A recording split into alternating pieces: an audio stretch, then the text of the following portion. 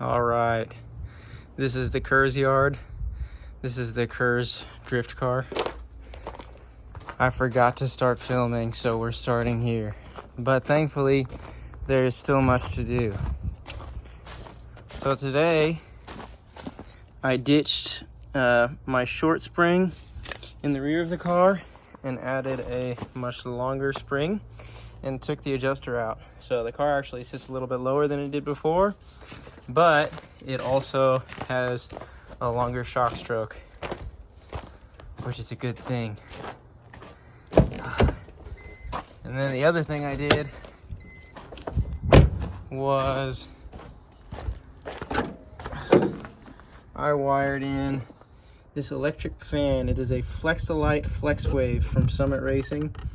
It just barely clears my pulleys here on the front.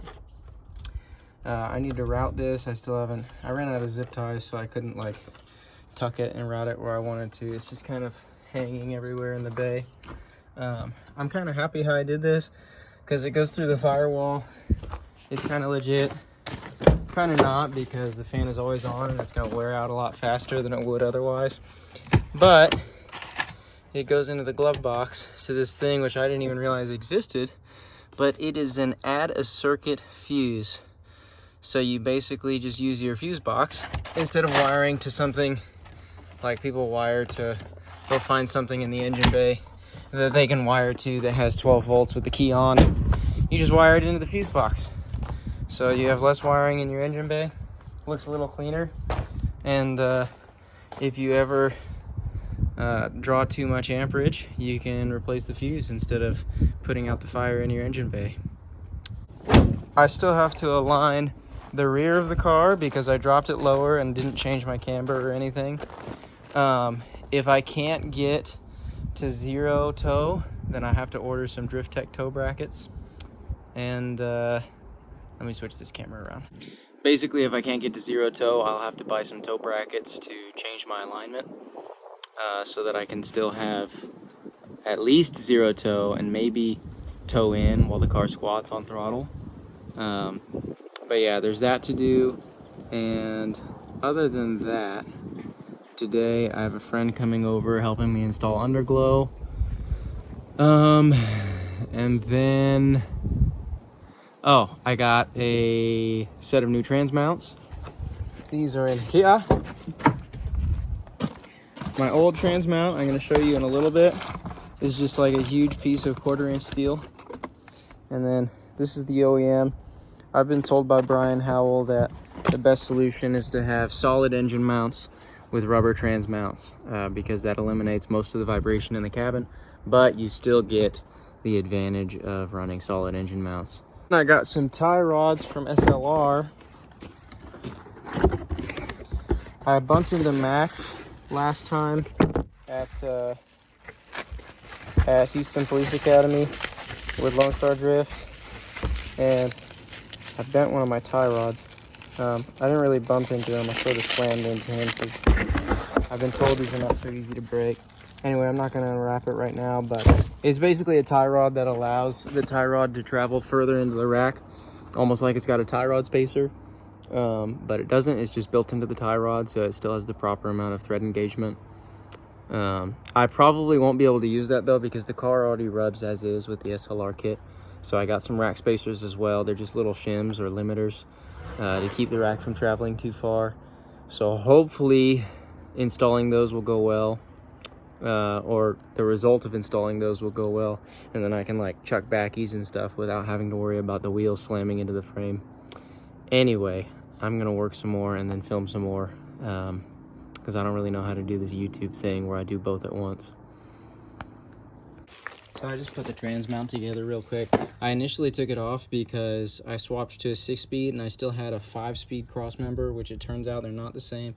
So I just pulled this off, and then we have a plate going across and then another plate sitting flat underneath to mimic what a real trans mount would do.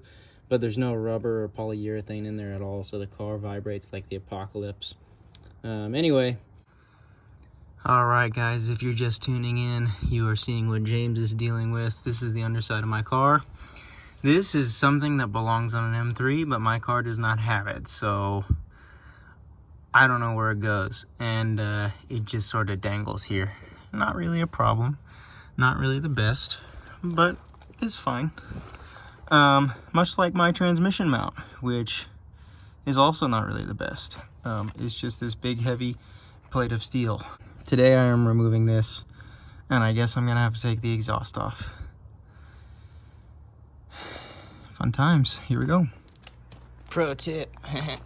If you put your wheels on while the car's in the air and you know you're not going to put the car down for a while, but you also don't want to tighten your lugs, just throw the wrench on it, or the breaker bar, or the torque wrench if you do things the right way. But yeah, I do that so that when I drive away, or so when I get in the car, I put it on the driver's side so there's no way I'll miss it, and I always tighten my wheels when I put the car back on the ground.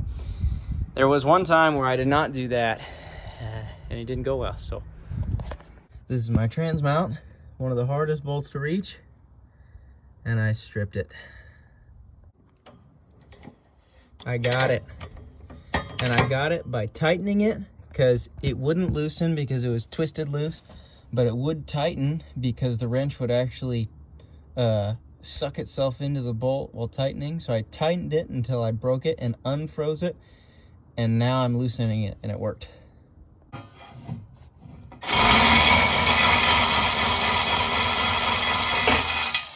Ta-da! All right, so we got the old trans mount out. I was able to do it without, oh, there's the dog. I was able to do it without dropping the exhaust completely. I just loosened up the exhaust hangers at the middle and rear, and then it just kind of hangs freely. So I had enough room to slip the old one out.